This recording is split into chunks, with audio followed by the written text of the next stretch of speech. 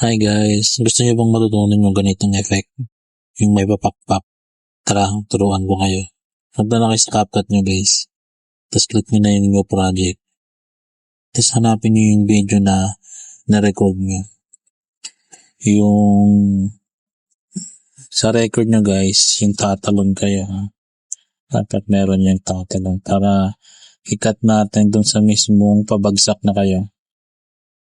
Pababaan, parang ganyan. Parang ganyan guys. Yan, yung saktong pabagsak na kayo sa side. Tapos delete nyo na yung unahan guys. Ipa-extend ulit natin yung video natin para hindi sobrang haba ng ano. Yan yung mag-e-end na yung video ko. Yan. Depende na sa inyo guys kung saan nyo gustong tapusin yung video nyo. Kung gusto nyo mag-posing, pwede naman. Nasa sa inyo na yan kung paano nyo pagagandahin. Tapos ngayon guys, punta na kayo dito sa may duplicate. Duplicate nyo yan. Tapos overlay nyo guys. Ibaba nyo siya. Overlay. Yun, si overlay. Itapat nyo guys na sa pinakaunahan. Yan. Tapos guys,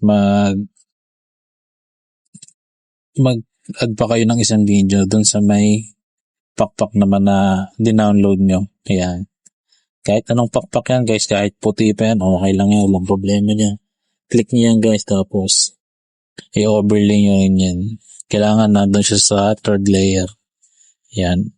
Itap nyo lang ng yan, tapos i-drag nyo siya sa pinakaunahan. So ngayon guys, nakaharang pa yan, di ba? Tapos yan, gagawin pa tayo yan guys. Tapos hanapin, itap nyo muna yung second layer guys. Hanapin nyo yung remove BG. Pagka-remove BG guys, saan yung remove BG? Remove BG, ayun, remove BG. Ayan, remove BG guys, hintayin nyo lang siya na mag-check. Yan, pag may check na, okay na yan guys. Tap nyo naman yung third layer yung pakpak guys. Tapos click nyo yung chroma key. Yan, yung chroma key nagagalaw yan yung bilog niyan. Tapos itapat nyo lang doon sa may green para mawala yung green. Para pakpak yung matira. Yan guys, ganyan yung kalalabasan niya. Tapos guys, kung saka pinakaunahan, hawakan nyo yung pakpak, isakto nyo doon sa may magiging ano niya, sa likod niya. Yan. Tapos gamit na kayo ng keyframe guys. Limitan natin ang keyframe yan. Konting usod lang, tapos i-adjust nyo yung pakpak. Yan. Yung paggamit ng keyframe guys, konti-konti lang para talagang mas maganda yung effect niya. Yan guys.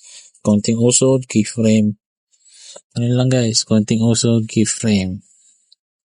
Yung keyframe guys, automatic na yan ha. Basta ginalaw nyo yung pakpak, nagkakaroon na yan ng keyframe. Kita nyo yun, yung kulay puti na tapos red. Yan yung keyframe niya guys. Sa may pakpak.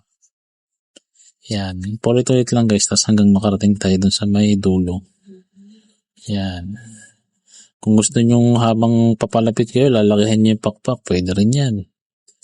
Kung gusto nyo na ganoon lang yung pakpak, okay lang yan. Nasa sa inyo kung ano yung gusto nyo gawin sa pakpak. Yan. Medyo mabusisi lang guys pag sasakto ng pakpak. Pero pag matapos to, maganda effect niyan. Pakinggan nyo guys. Lakihan natin konti. Tapos susunod. Ganun lang guys hanggang magkarating nyo sa dulo. Yan.